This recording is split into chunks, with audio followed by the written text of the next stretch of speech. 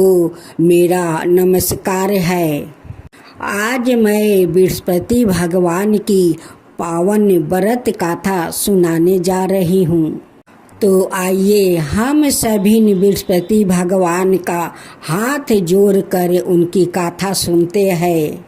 जो भक्त आज बृहस्पतिवार के दिन अपना घर में व्रत रखा है, अगर अड़ोस पड़ोस के लोग हो तो बिना बृहस्पति भगवान की कथा सुनने और उनकी प्रसाद लिए नहीं जाना चाहिए।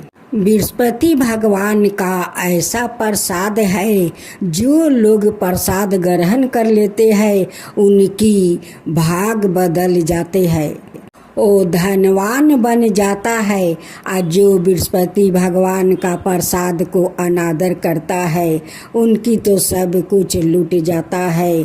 तो भक्तजनों, उनकी कथा सुनिए तो पूरा सुनिए, कथा अधूरा मत छोड़िए।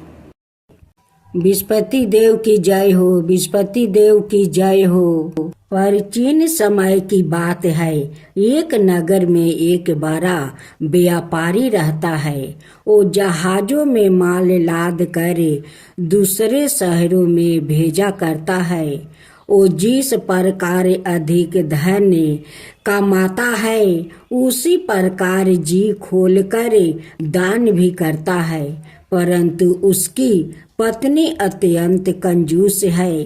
वो किसी को एक डमरी भी नहीं देने देती है। एक बार सेठ जब दूसरे देश में व्यापार करने गया तो पीछे से बृहस्पति देव ने साधु भेष में उसकी पत्नी से भिक्षा मांगने आई। व्यापारी की पत्नी बृहस्पति देव से बोली, हे साधु महाराज, मैं इस दान और पुण्य से तंग आ गई हूँ। आप कोई उपाय बताइए जिससे मेरा सारा धन नष्ट हो जाए और मैं आराम से रह सकूं। मैं यह धन लुटाता हुआ नहीं देख सकती। बृहस्पति देव ने कहा, हे देवी, तुम बड़ी विचित्र हो। संतान और धन से कोई दुखी होता है। अगर अधिक धन है तो इसे शुभ कामों में लगाया करो। कुंवारी कन्याओं का विवाह करवाओ, विद्यालय और बाग बगीचा का निर्माण करवाओ। ऐसे पुण्य कार्य करने से तुम्हारा लोक परलोक सार्थक हो सकता है। परंतु साधु की इन बातों से व्यापारी की पत्नी को खुशी नहीं हुई। उसने कहा, मुझे ऐसा धन की आवश्यकता नहीं है जिसे मैं दान दूं। तब बृहस्पति देव बोले, यदि तुम्हारी ऐसी इच्छा है तो तुम एक उपाय करना। 7 बृहस्पतिवार घर को गोबर से लिपना, अपने केश को पीली मिट्टी से धोना, केशों को धोते समय स्नान करना, व्यापारी से हजामत बनाने को कहना, भोजन में मांस मदिरा खाना, कपड़े अपने घर धोना। ऐसे करने से तुम्हारा सारा धन नष्ट हो जाएगा। इतना कहकर बृहस्पति देव अंतर्ध्यान हो गए। व्यापारी की पत्नी ने बृहस्पति देव के कहे अनुसार 7 बृहस्पतिवार वैसे ही करने का निश्चय किया। केवल 3 बृहस्पतिवार बीते थे कि उसी समस्त धन संपत्ति नष्ट हो गई और वो परलोक सिधार गई। जब व्यापारी वापस आया तो उसने देखा कि उसका सब कुछ नष्ट हो चुका है। उस व्यापारी ने अपनी पुत्री को संताना दी और दूसरे नगर में जाकर बस गया। वहाँ वो जंगल से लकड़ी काट कर लाता और शहर में बेचता। इस तरह वो अपना जीवन बिताने लगे। एक दिन उसकी पुत्री ने दही खाने की इच्छा प्रकट की, लेकिन व्यापारी के पास दही खरीदने के पैसा नहीं थे। वो अपनी पुत्री को आश्वासन देकर जंगल में लकड़ी काटने चला गया। वहाँ एक वृक्ष के नीचे बैठे अपनी पूर्व दशा पर विचार कर रोने लगा। उस समय बृहस्पतिवार था। तभी वहाँ बृहस्पति देव साधु के रूप में सेठ के पास आए और बोले, हे मनुष्य, तू इस जंगल में किस चिंता में बैठा है? तब व्यापारी बोला, हे महाराज, आप सब कुछ जानते हैं। इतना कहकर व्यापारी अपनी कहानी सुनाकर रो पड़ा। बृहस्पति देव बोले, देखो बेटा, तुम्हारी पत्नी ने बृहस्पति देव का अपमान किया है, इसी कारण तुम्हारा यह हाल हुआ है। लेकिन अब तुम किसी प्रकार की चिंता मत करो। तुम गुरुवार के दिन बृहस्पति देव का पाठ करो। 2 पैसे के चने और गुड़ को लेकर जल के लोटे में शक्कर डालकर वो अमृत और प्रसाद अपने परिवार के सदस्यों और कथा सुनने वालों में बांट दो। सवाए भी प्रसाद और चरण मृत लो, भगवान तुम्हारा अवश्य कल्याण करेंगे। साधु की बात सुनकर व्यापारी बोला, महाराज, मुझे तो इतना भी नहीं बचता है कि मैं अपनी पुत्री को दही लाकर दे सकूं। इस पर साधु जी बोले, तुम लकड़ियां शहर में बेचने जाना। तुम्हें लकड़ियों के दाम पहले से चौगुने मिलेंगे, जिससे तुम्हारे सारे कार्य सिद्ध हो जाएगा। उसने लकड़ियां काटी और शहर में बेचने के लिए चल पड़ा।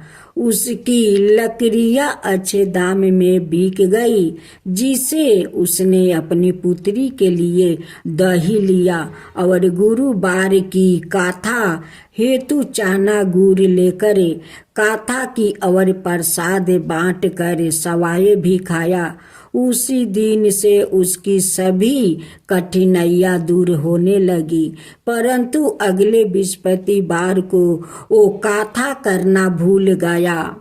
अगले दिन वहाँ के राजा ने एक बड़े यज्ञ का आयोजन करे पूरे नगर के लोगों के लिए भोजन का आयोजन किया है।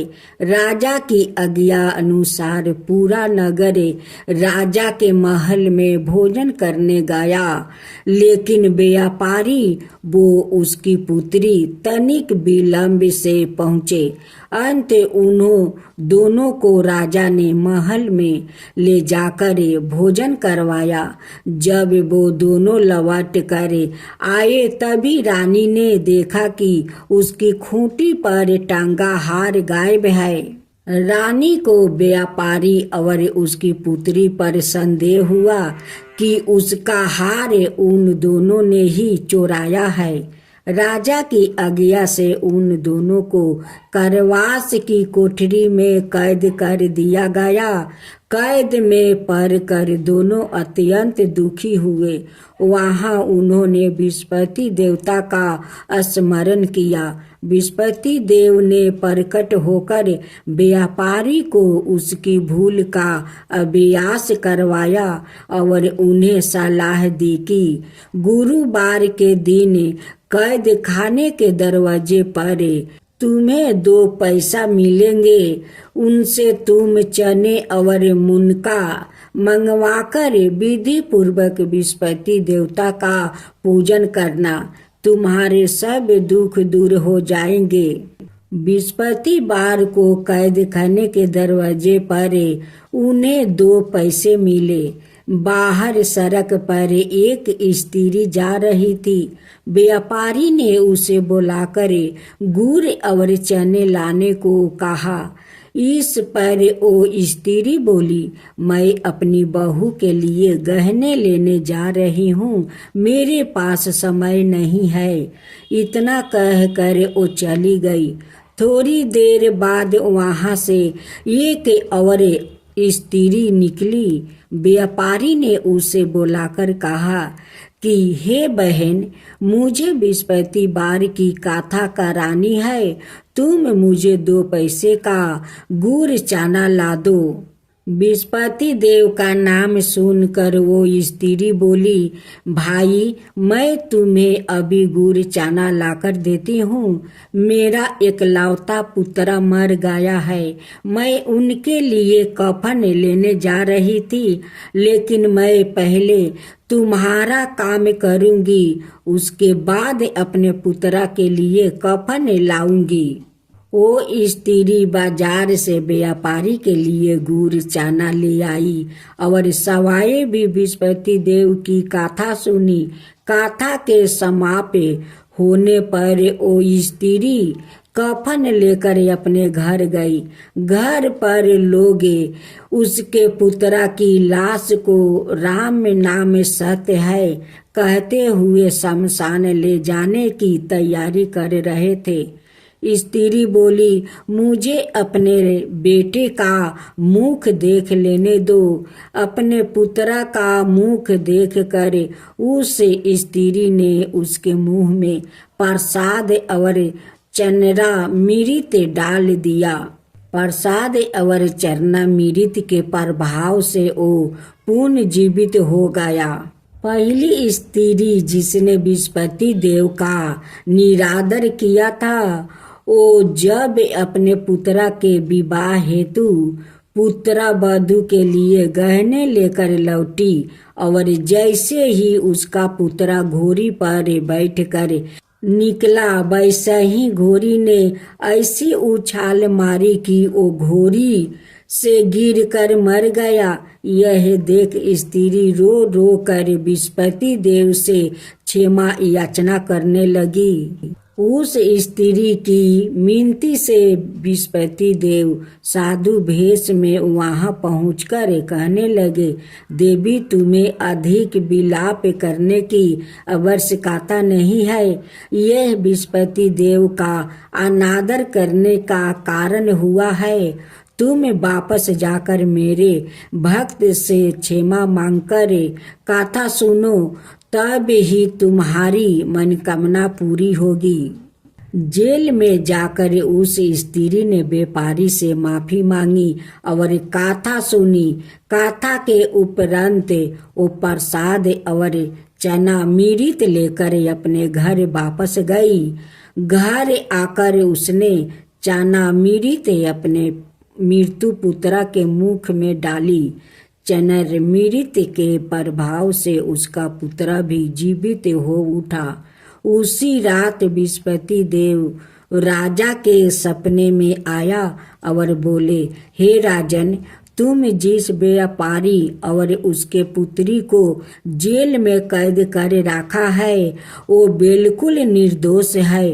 तुम्हारी रानी का हार वही खूंटी पर टांगा है। दिन निकला तो राजा रानी ने हार खूंटी पर लटका हुआ देखकर राजा ने उस व्यापारी और उसकी पुत्री को रिहा कर दिया और उन्हें आधे राज्य देकर उसकी पुत्री का विवाह ऊंचे कुल में करवाकर दहेज में हीरे जवाहरात दिया। ओम जय बृहस्पति देवा, जय बृहस्पति देवा, छिन छिन भोग लगाऊं केदली फल मेवा। ओम जय बृहस्पति देवा, जय बृहस्पति देवा। तुम पुराण परिमत माँ, तुम अंतर्यामी, जगत पिता जगदीश्वर, तुम ही सबके स्वामी।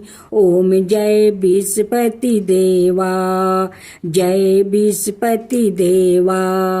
चरणामृत निज निर्मल सबके पातक हरता। सकल मनोरथ दायक कृपा करो भक्तो। ओम जय विष्णुपति देवा, जय विष्णुपति देवा। तन मन धन अर्पण कर जो जन शरण पारे। प्रभु प्रकट तब हो करे आकर दुआरे खारे। ओम जय विष्णुपति देवा, जय विष्णुपति देवा। दीन दयाल दया निधि भक्तन हितकारी। पापी दोष सब हरता भाव बंधन हारी। ओम जय विष्णुपति देवा, जय विष्णुपति देवा। सकल मनोरथ दायक सब संशय हरो। विषय विकार मिटाओ संतन सुखिकारी। ओम जय विष्णुपति देवा, जय विष्णुपति देवा। जो कोई आरती तेरी प्रेम सहित गावे। जेठाय नंदय नंदन कर सो निश्चय पावे। ओम जय विष्णुपति देवा, जय विष्णुपति देवा। सब मिलकर बोलो विष्णुपति भगवान की जय, विष्णुपति देव की जय। जय जय तुलसी माता, जय जय तुलसी माता। सब जग की सुखदाता वरदाता। जय जय तुलसी माता, जय जय तुलसी माता। सब योग के ऊपर, सब रोग के ऊपर रुज से रक्षा करके भाव तराता। जय तुलसी माता, रुज से रक्षा करके भाव तराता। जय तुलसी माता। बाहु पुत्री है सायामा, सुरबली है गारामा। विष्णु प्रिया जो तुम के सेवे, सोनर तर जाता। जय जय जय तुलसी माता, जय जय जय तुलसी माता। हरि कैसी सभी राजते, त्रिभुवन से हो बनती थी। पतित जनों की तारानी तुम्हें हो भी खाता। जय जय तुलसी माता, जय जय तुलसी माता। लेकर जन्म विजन में आई दिव्या भवन में। मानव लोगी तुम्हीं से सुख सनपति पाता। मानव लोग तुम्हीं से सुख सनपति पाता। जय जय तुलसी माता, जय जय तुलसी माता।